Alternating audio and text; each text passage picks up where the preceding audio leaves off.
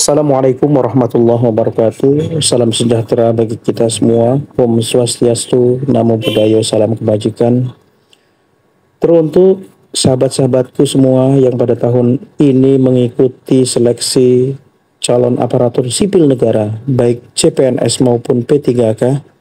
Di dalam video ini kami akan mencoba membahas secara singkat dan padat mengenai karakteristik soal yang akan muncul nanti saat ujian seleksi.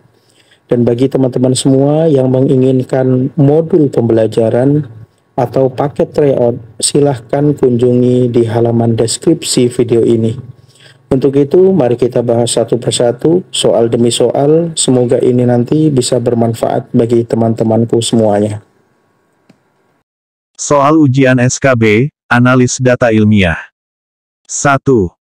Seorang analis data ilmiah di Badan Riset dan Inovasi Nasional sedang melakukan analisis sentimen terhadap 100.000 tweet mengenai kebijakan pemerintah. Dalam proses data preprocessing, langkah yang paling tepat dilakukan secara berurutan adalah A. Tokenization stemming stopwatch removal cachefolding. B. Cachefolding tokenization stopwatch removal stemming. C. Stemming cachefolding stopwatch removal tokenization. D. Stopwatch removal cachefolding tokenization stemming. E. Cachefolding stopwatch removal stemming tokenization. Jawaban yang tepat dari soal ini adalah B. Penjelasan, dalam teks preprocessing, urutan yang paling efektif adalah cachefolding atau menyeragamkan huruf menjadi lowercase uppercase terlebih dahulu, kemudian tokenization atau memecah kalimat menjadi kata-kata, dilanjutkan dengan stopwatch removal atau menghilangkan kata-kata yang tidak bermakna, dan terakhir stemming atau mengubah kata berimbuhan menjadi kata dasar. Urutan ini penting untuk memastikan hasil preprocessing yang optimal dan efisien. 2. Dalam menganalisis big data kesehatan, seorang analis data ilmiah menggunakan metode clustering untuk mengelompokkan pola penyakit. Jika terdapat data numerik dengan skala yang berbeda-beda, teknik preprocessing yang paling tepat digunakan adalah A. Label encoding. B. One-hot encoding. C. Min-max scaling. D. Binning. E. Encoding ordinal. Jawaban yang tepat dari soal ini adalah C. Penjelasan, min-max scaling adalah teknik yang paling tepat untuk data numerik dengan skala berbeda karena akan menormalisasi semua fitur ke dalam rentang yang sama atau biasanya 0 sampai 1 tanpa menghilangkan informasi penting tentang perbedaan relatif antar nilai. Hal ini penting dalam clustering karena algoritma clustering sensitif terhadap perbedaan skala antar fitur. 3. Seorang analis data ilmiah menghadapi masalah dengan missing values dalam dataset penelitian farmasi. Jika persentase missing values adalah 15% dan terdistribusi secara random atau MCAR, missing completely at random metode penanganan yang paling tepat adalah A. Menghapus seluruh baris yang mengandung missing values. B. Min imputation untuk semua kolom. C. Multiple imputation dengan mice. D. Forward fill imputation. E. Menggunakan nilai konstan untuk mengisi missing values. Jawaban yang tepat dari soal ini adalah C. Penjelasan, multiple imputation dengan mice atau multivariate imputation by chain equations, adalah metode yang paling tepat karena dapat mempertahankan hubungan statistik antar variabel, menghasilkan beberapa set data yang memungkinkan analisis ketidakpastian, dan cocok untuk data MCAR dengan persentase missing values yang moderat atau 15%. 4. Dalam melakukan fitur selection untuk model prediktif, analis data ilmiah menggunakan metode recursive feature elimination atau RFE. Jika model mengalami overfitting, tindakan yang paling tepat adalah A. Menambah jumlah fitur yang diseleksi.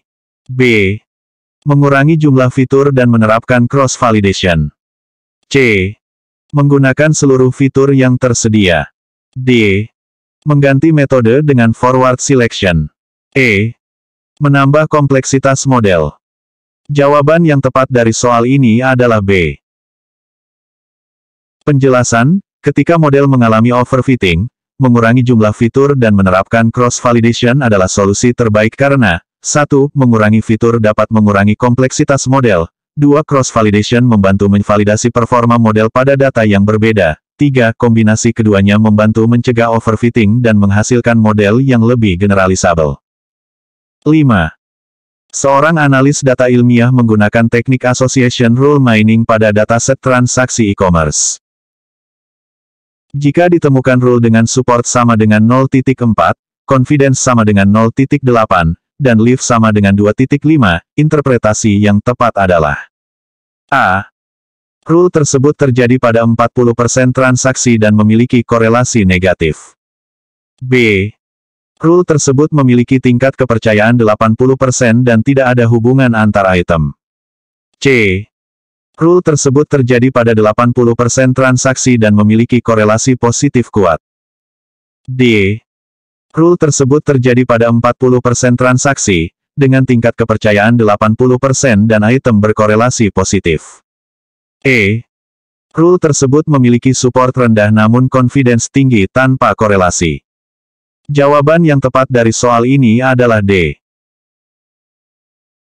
Penjelasan, interpretasi yang tepat adalah rule terjadi pada 40% dari total transaksi atau support sama dengan 0.4 dengan probabilitas 80% item konsekuen muncul jika item antecedent ada atau confidence sama dengan 0.8 dan leaf lebih besar dari 1 atau 2.5 menunjukkan korelasi positif antara item dalam rule tersebut. 6. Analis data ilmiah sedang melakukan analisis time series pada data kualitas udara. Jika data menunjukkan tren naik dan pola musiman yang kuat, metode dekomposisi yang paling tepat adalah A. Simple moving average. B. Exponential smoothing. C. STL decomposition. D. Phase difference. E. Log transformation. Jawaban yang tepat dari soal ini adalah C. Penjelasan, STL atau Seasonal and Trend Decomposition using Lowest Decomposition adalah metode terbaik karena 1. Dapat memisahkan komponen tren, musiman, dan residual secara robust. 2. Mampu menangani pola musiman yang kompleks. 3. Tidak terpengaruh oleh outlier. 4. Cocok untuk data dengan tren dan musiman yang kuat. 7. Dalam menganalisis data genomik, seorang analis data ilmiah menghadapi masalah dimensionalitas tinggi atau P lebih besar dari N. Pendekatan yang paling tepat untuk mengatasi masalah ini adalah A. Menambah jumlah sampel data. B. Prinsipal komponen analisis dilanjutkan dengan regularisasi. C. Hanya menggunakan metode supervised learning. D. Mengabaikan fitur yang memiliki missing values. E. Menggunakan seluruh fitur tanpa reduksi dimensi. Jawaban yang tepat dari soal ini adalah B. Penjelasan, kombinasi PCA dan regularisasi adalah solusi optimal karena 1. PCA dapat mereduksi dimensi sambil mempertahankan variasi penting dalam data. 2. Regularisasi membantu mencegah overfitting pada model yang dihasilkan. 3. Pendekatan ini efektif untuk data genomik yang umumnya memiliki dimensi sangat tinggi dengan sampel terbatas. 8. Analis data ilmiah menggunakan teknik deep learning untuk analisis citra medis. Jika model mengalami vanishing gradient problem, solusi yang paling tepat adalah A. Mengurangi jumlah layer. B.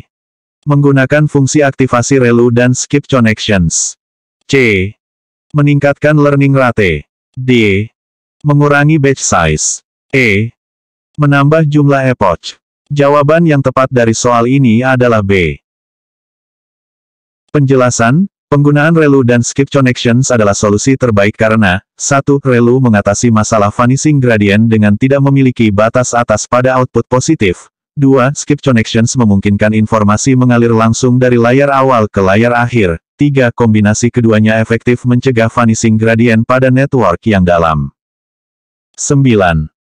Dalam melakukan analisis survival pada data klinis, analis data ilmiah menemukan data tersensor. Metode yang paling tepat untuk menganalisis data tersebut adalah A. Regresi linear. B. Kaplan-Meier dengan log rank test. C. Chi-square test. D. ANOVA. E. T-test. Jawaban yang tepat dari soal ini adalah B. Penjelasan, Kaplan-Meier dengan log-rank test adalah metode terbaik karena 1. Dapat menangani data tersensor kanan, 2. Menghasilkan estimasi non-parametrik dari fungsi survival, 3. Log-rank test memungkinkan perbandingan kurva survival antar kelompok, 4. Metode ini standar dalam analisis survival dan tidak memerlukan asumsi distribusi tertentu. 10.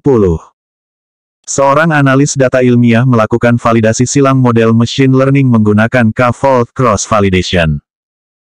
Jika dataset tidak seimbang atau imbalan CHET, modifikasi yang paling tepat adalah A. Meningkatkan nilai K. B. Mengurangi nilai K. C. Stratified K-fold cross-validation. D. Leave one out cross-validation. E. Random cross-validation. Jawaban yang tepat dari soal ini adalah C. Penjelasan, Stratified K-fold cross-validation adalah modifikasi terbaik karena 1. Mempertahankan proporsi kelas yang sama di setiap fold, 2. Menghasilkan estimasi performa yang lebih reliabel untuk dataset tidak seimbang, 3. Mengurangi varians dalam estimasi performa model, 4. Lebih representatif terhadap distribusi data asli dibanding metode cross-validation lainnya. Oke, baiklah teman-temanku semuanya. Demikian video singkat yang dapat kami tampilkan sebagai salah satu penambah wawasan hasanah keilmuan kita, terutama bagi kami tentunya dan teman-temanku semuanya. Dan jangan lupa untuk subscribe, share, dan memberi masukan dan komentar yang baik agar menjadi doa dan kebaikan itu nanti akan kembali kepada diri kita sendiri. Mohon dimaafkan jika ada yang kurang berkenan. Semoga kita bisa meraih kesuksesan di tahun ini. Wassalamualaikum warahmatullahi wabarakatuh.